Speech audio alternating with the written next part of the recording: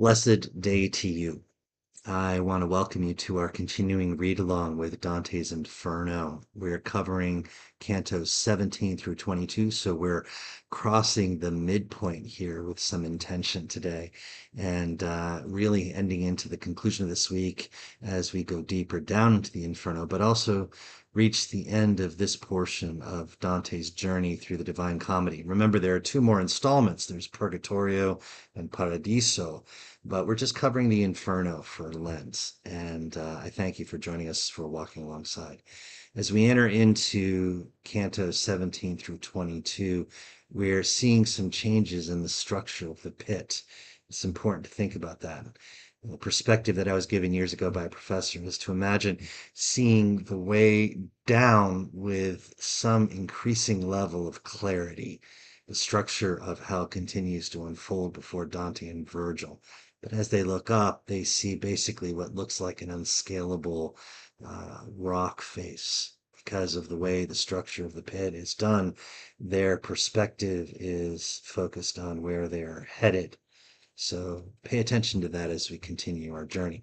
As well, I threw in a little bit of a context provider in that I tried to link this past Sunday's Sunday readings into the video presentations. So we have a little more of a biblical and theological reflection as well.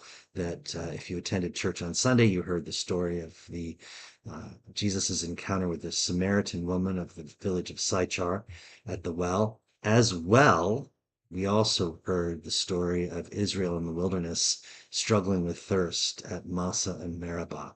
So hold those things in context as we make our way through these readings and journey our way through the cantos. Thank you for being here. Please remember to like and subscribe, and I'll pop in at the end to wish you well. Take care. God bless. Enjoy the video.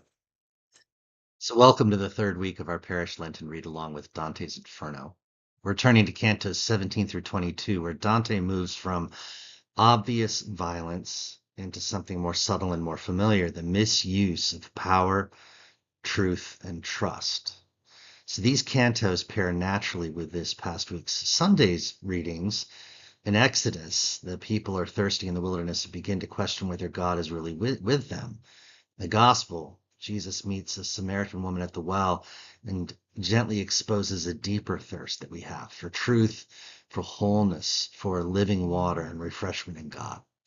Lent invites us to ask not only what we do, but what we desire. So in these cantos, Dante enters the realm of fraud, sins rooted in manipulation rather than force. You meet those who exploit others, misuse religion, or try to control the future instead of trusting God. Like Israel at Massa and Meribah, they test God. Like the woman at the well before her encounter with Christ, they are forced to persist in seeking satisfaction in places that slake but cannot end thirst. So as we walk through these scenes, Dante invites us to reflect honestly on our own lives. Where do we try to manage our thirst rather than bring it to God? Lent begins when we let that question surface for ourselves and for others. So Canto 17 marks a pivotal moment in Dante's arduous journey through the afterlife. As he and Virgil leave behind the harrowing circle of violence, they embark on a profound descent into the Malebolge, the sinister realm of fraud. This domain steeped in deception is deemed even more dreadful than violence as it embodies the intentional and miscalculated misuse of reason. Their descent is facilitated by Geryon, a fearsome mythical creature that personifies fraud itself. With the appearance of a trustworthy face, Geryon marks treachery beneath a facade of innocence. His true deadly nature lurks just beneath the surface and just behind his head. Before plunging into the depths, Dante encounters a chilling sight. Usurers condemned to suffer beneath torrents of fire, their bodies branded by the emblems of their families. Each emblem serves as a grim reminder of their greed and moral corruption. This canto prompts a deep reflection on the hidden sins that lurk within us, drawing attention to the wrongful use of God's precious gifts, particularly wealth and intellect, that have led so many astray into greed and abuse. Canto 18 unveils the harrowing structure of the Malebolge. It's a dark realm divided into 10 deep ditches. Each is designed to inflict eternal punishment on various forms of calculated deception. In the first Bolgia, the air is thick with despair as panderers and seducers are mercilessly whipped by demons. Their cries are echoing like distant thunder. These once deceptive souls are driven relentlessly, just as they used to manipulate others for their own selfish gain. Among them, Dante catches a glimpse of Jason, the legendary hero who is now shackled by the chains of his own betrayal. As he moves deeper into this grotesque landscape, Dante encounters the second Bolgia, where a stench of filth rises sharply, immersing the flatterers and mires that symbolize the hollow nature of their insincere words. Here Dante names Thais, a figure enveloped in a cloud of deceit. Her false praise stands as a grim reminder of the spiritual peril that lies in dishonest speech, echoing the notion that words meant to uplift become instruments of destruction. The ominous third Bolgia of hell, Dante confronts the sin of simony, the corrupt practice of buying and selling church offices, a blasphemous transaction that undermines the sacred. Here the damned are entombed head first in jagged stone holes, their fiery feet engulfed in flames, creating a horrific spectacle reminiscent of a perversion of the sacred fire of Pentecost. It's now been twisted into a cruel parody. Dante's gaze falls upon the visage of Pope Nicholas III, trapped in this agonizing torment, who is eagerly awaiting the arrival of Boniface VIII, unaware of the suffering that awaits him. With righteous fervor, Dante delivers a scathing indictment of these corrupt practices, igniting a passionate call for the Church to return to its roots of holiness and humility. This powerful canto serves as a poignant reminder during Lent that spiritual authority is not a commodity to be wielded for gain, but a sacred trust to be honored and cherished for the benefit of all. Now in the haunting realm of the fourth Bolgia, the air is thick with a sense of foreboding as diviners and astrologers traverse the rocky landscape, their heads grotesquely twisted backward. This unnatural posture compels them to gaze behind themselves while they stumble forward, a stark reminder of their misguided attempts to predict the future rather than placing their faith in the divine.